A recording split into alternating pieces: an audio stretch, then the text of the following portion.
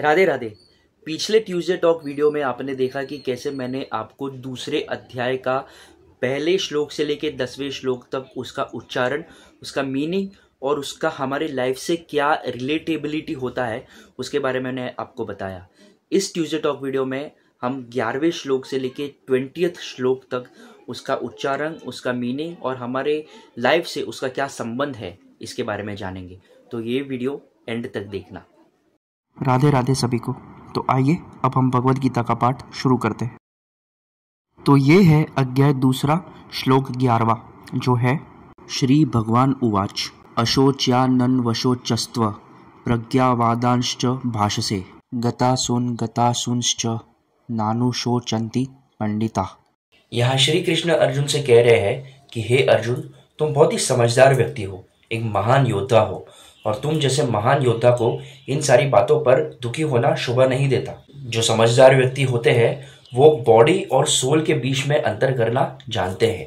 वो कहावत तो आपने सुनी होगी, no knowledge is better than half knowledge. यही हुआ था अर्जुन के साथ। अर्जुन बहुत ही समझदार व्यक्ति थे, लेकिन इस दुविधा में पड़ गए थे कि मुझे ये युद्ध करना चाहिए कि नहीं। और कृष्ण कह रहे हैं कि क्योंकि तुम्हें इस चीज का ज्ञान नहीं है, इसलिए तुम अभी तक अज्ञानता के मार्ग पर ही चल रहे हो अर्जुन। हमारे लाइफ में भी ऐसे बहुत सारे मोमेंट्स आते हैं जहाँ पे हमें लगता है कि हम सही रास्ते पर जा रहे हैं, लेकिन आगे जाते जाते हमें पता चलता है कि ये तो अज्ञानता का मार्ग है, ये मार्ग मुझे कहीं नहीं ले जाएगा, ऊपर से और मुश्किल में डालेगा। इसीलिए भगवत गीता की रचना की गई है ताकि हमें सही और गलत का अंतर पता चले। आगे देखते हैं कि श्री कृष्ण अर्जुन से क्या कहते हैं। तो ये है अध्याय दूसरा श्लोक 12वां जो है न त्वेवाह जातु नाशम न त्वं नेमे जनाधिपा न चैव न भविष्यामः सर्वे वयमतः परम।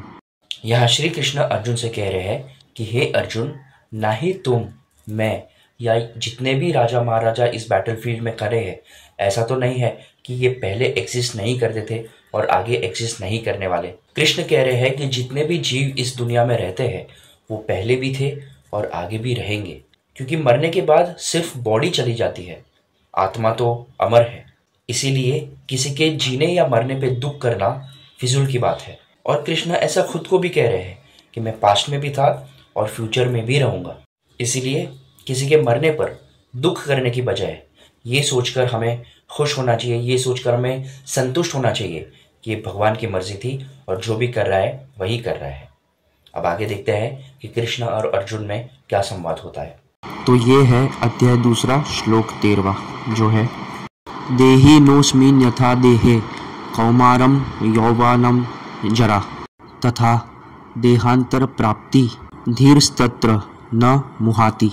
यहाँ श्री कृष्ण अर्जुन से कह रहे हैं कि हे अर्जुन, जैसे हमारी बॉडी पूरे लाइफ में अलग अलग स्टेजेस को पार करती है, जैसे बचपन, यूथ और उसके बाद बुढ़ापा, वैसे ही एक आत्मा मरने के बाद एक बॉडी से दूसरे बॉडी में प्रवेश करती है। और जो ज्ञानी आदमी होता है उसे ये चेंज के बारे में पता होता है कि आत्मा इस बॉडी से उस बॉडी में ट्रैवल करेगी और उसे इस चेंज से फर्क नहीं पड़ता।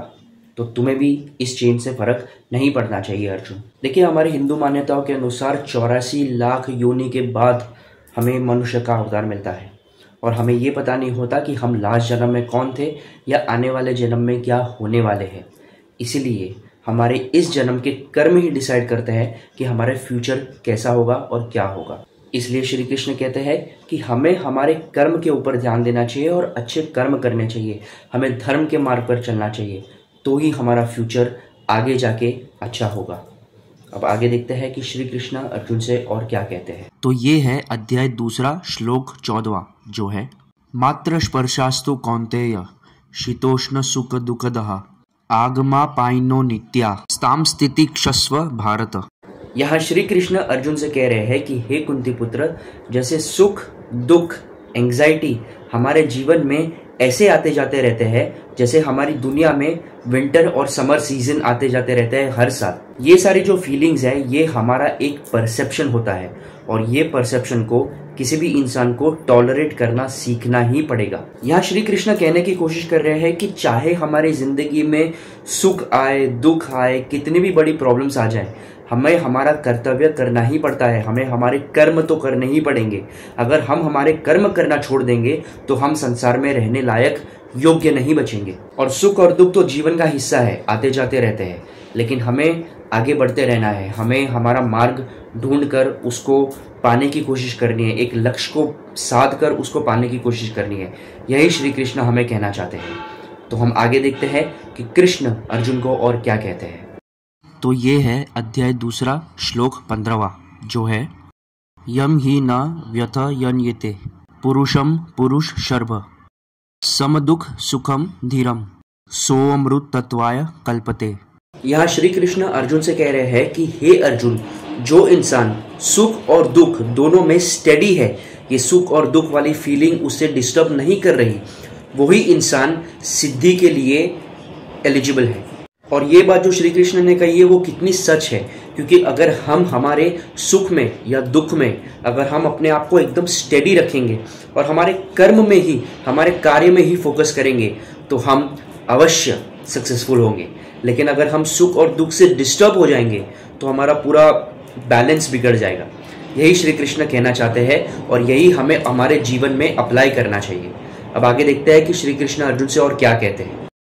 तो ये है अध्याय 2 श्लोक 16 जो है नास्तो विद्यते भावो न भावो विद्यते सतः उभयोर अपि दृष्टोन्तस्त्व नयोस्तत्वदर्शिभिः। यहाँ श्री कृष्ण अर्जुन से कह रहे हैं कि जो सच जानते हैं, जो जीवन का सत्य जानते हैं, उन्हें पता है कि जो हमारी नॉन एग्जिस्टेंट बॉडी है वो हमेशा चेंज होती रहती है, हर जन्म में चेंज होती रहती है, लेकिन जो आत्मा है वो अमर है और वो कभी भी चेंज नहीं होती। और यही सच्चाई है कि हमें लगता है कि मरने के बाद सारा कुछ खत्म हो जाता है, लेकिन नहीं, भगवान की लीला ऐसी है कि मरने के बाद भी हमें एक नया जन्म मिलता है, एक नई दुनिया उत्पन्न होती है। हमें हमारे कर्मों के हिसाब देने पड़ते हैं। अगर हमारे कर्म अच्छे होंगे तो हमें मोक्ष मिल जाएगा, लेकिन अगर हमारे कर्म अच्छे नहीं होंगे तो हमें जन्म पे जन्म पे जन्म लेके वो कर्मों का हिसाब इसी दुनिया में देना पड़ेगा। यही भगवान का रूल है और यही भगवान का जस्टिस है। तो अब आगे देखते हैं कि श्री कृष्ण अर्जुन से और क्या कहते हैं। तो ये है अध्याय 2 श्लोक 17 जो है अविनाशी तु तत्विधि येन सर्वमिदं ततं विनाशम व्यस्यास्य न कश्चित कर्तम अर्हति। यहाँ श्री कृष्ण अर्जुन से कह रहे हैं कि हमारी जो सोल है वो अविनाशी है, मतलब इम्पेरिशेबल है, और उसका विनाश यानी कि डिस्ट्रक्शन कभी भी नहीं हो सकता। हमारी बॉडी का डिस्ट्रक्शन ज़रूर हो सकता है, लेकिन हमारी आत्मा का डिस्ट्रक्शन कभी नहीं हो सकता, ना ही उसे कोई कर सकता है। ये श्री कृष्ण हमें और अर्जुन को दोनों को यही कहने की कोशिश कर रहे हैं कि हमारी जो सोल है वो इंडिस्ट्रक्टिबल है, कभी भी हमारी आत्मा को नहीं मारा जा सकता। हमारे मरने के बाद भी हमारी आत्मा जिंदा ही रहती है और वो अलग बॉडी में ट्रांसफर हो जाती है। जैसे हम कपड़े बदलते हैं वैसे आत्मा बॉडी बदल देती है। मरने के बाद भी आत्मा का विनाश होना नामुमकिन है, और यही बात श्री कृष्ण अर्जुन को बार बार समझाने की कोशिश कर रहे हैं। अब आगे देखते हैं कि श्री कृष्ण और अर्जुन में और क्या संवाद होता है। तो ये है अध्याय 2 श्लोक 18 जो है अंतवंत इमे देहा नित्यशोक्तः शरीरिणः अनाशीनो प्रमेयस्य तस्माद्युध्यस्व भारत। यहाँ श्री कृष्ण अर्जुन से कह रहे हैं कि हे पार्थ, मटीरियल बॉडी कितनी भी इंडिस्ट्रक्टेबल हो, कितनी भी इमेजरेबल हो, उसका अंत आना तो तय ही है। मटीरियल बॉडी जो होती है वो खत्म होनी ही है। इसलिए हे पार्थ, अपने शस्त्र उठाओ और लड़ो। ये मत सोचो कि सामने कौन है, अपने मोह माया से ऊपर आओ और शस्त्र उठा के लड़ो। श्री कृष्ण का कहना है कि सामने अगर अधर्म कितना भी इंडिस्ट्रक्टेबल हो, कितना भी इमेजरेबल हो, हमें ऐसा लगता होगा कि ये जो सामने अधर्म हो रहा है उसे उसका नाश करना तो बहुत ही डिफिकल्ट है, लेकिन नहीं, उसका नाश होना भी तय ही है। लेकिन हमें हमारे स्टेप्स उठाने पड़ेंगे, हमारे कर्तव्य निभाने पड़ेंगे, तब जाके अधर्म का नाश होगा। लेकिन हमें हमारा कार्य तो करना ही पड़ेगा। यही श्री कृष्ण हमें कहना चाहते हैं। अब आगे देखते हैं कि अर्जुन और श्री कृष्ण में और क्या संवाद होता है। तो ये है अध्याय 2 श्लोक 19 जो है या एनम वेत्ति हंतारम याश्चैनम मन्यते हतम उभौ तो न विजानितो न्यायम हंति न हन्यते। श्री कृष्ण यहाँ पे अर्जुन से कह रहे हैं कि एक लीथल वेपन से एक बॉडी को, एक लिविंग एंटिटी को मारना पॉसिबल है, और वो लिविंग एंटिटी मर भी जाएगी, लेकिन उसी लीथल वेपन से एक स्पिरिट को, एक आत्मा को मारना इम्पॉसिबल है, क्योंकि आत्मा जो होती है वो अमर होती है। मटेरियल बॉडी चाहे कितने भी टुकड़े हो जाए, लेकिन आत्मा के टुकड़े करना इम्पॉसिबल है। श्री कृष्ण बार बार अर्जुन को यही समझाने की कोशिश कर रहे हैं कि there is a difference between a living body and a spiritual consciousness. एक स्पिरिट जो होती है, एक आत्मा जो होती है, वो बिल्कुल डिफरेंट होती है एक लिविंग एंटिटी से, एक बॉडी से। क्योंकि हमारी जो बॉडी होती है वो इमॉर्टल नहीं है, वो मॉर्टल है। वो कभी ना कभी नाश होना ही है उसका। वो आज नहीं तो कल जो इंसान इस दुनिया में आया है उसे जाना ही पड़ेगा। लेकिन जो आत्मा है वो अमर है, आत्मा कभी भी नहीं मरती। जैसे हम वस्त्र बदलते हैं वैसे आत्मा बॉडी बदल देती है। इसलिए श्री कृष्ण कहते हैं कि ज्यादा मोह मत कर और जा युद्ध कर। अब आगे देखते हैं कि श्री कृष्ण अर्जुन से और क्या कहते हैं। तो ये है अध्याय 2 श्लोक 20वां, जो है न जायते म्रियते वा कदाचि न्यायं भूत्वा भवित वा न भूयम् अजो नित्य शाश्वतोऽयं पुराणो न हन्यते हन्यमाने शरीरे। यहाँ श्री कृष्ण अर्जुन से कह रहे हैं कि एक आत्मा जो होती है वो ना कभी बॉर्न होती है, ना कभी मरती है, ना वो एग्जिस्टेंस में आई थी, ना वो कभी एग्जिस्टेंस से जाएगी। वो अनबॉर्न है, इटर्नल है, और वो हमेशा इस दुनिया में, इस यूनिवर्स में रहेगी। चाहे ये बॉडी रहे या ना रहे, लेकिन आत्मा रहेगी। आत्मा का कभी भी नाश नहीं हो सकता। ये अगर कोई ज्ञानी इंसान है उसे समझ में आ जाएगा। लेकिन जो अज्ञान के मार्ग पर अभी भी चल रहे हैं, जैसे कि तुम चल रहे हो, तुम्हें अभी समझना बाकी है अर्जुन। इसलिए श्री कृष्ण कहते हैं कि कभी भी किसी इंसान के साथ, कभी भी किसी व्यक्ति के साथ इतना अटैचमेंट मत करो, क्योंकि जो व्यक्ति आया है वो व्यक्ति को जाना पड़ेगा। बॉडी तो चली जाएगी, आत्मा वही रहेगी, लेकिन आत्मा फिर हमें पहचानने से इनकार कर देती है। आत्मा एक बॉडी चेंज कर देती है। इसलिए कहते हैं कि अकेले आए थे अकेले जाना है। हमें हमारे खुद पे, हमारे कर्म पे, हमारे कर्तव्य पे ध्यान देना है, आगे बढ़ना है और श्री कृष्ण का नाम लेते जाना है। अब आगे देखते हैं कि श्री कृष्ण अर्जुन से और क्या कहते हैं। तो ये थे भगवत गीता के श्लोक 11 से लेके श्लोक 20। आई होप आप लोगों को ये वीडियो पसंद आया। ऐसे ही स्पिरिचुअलिटी वीडियोस के लिए सब्सक्राइब करिए, और मैं हर ट्यूसडे को सुबह 9 बजे ये वीडियोस डालते रहूँगा। तो ये चैनल को सब्सक्राइब करिए और मुझे सपोर्ट करिए। इसी बात पे कहिए हरे कृष्णा, ओम नमः शिवाय। मिलते हैं अगले वीडियो में।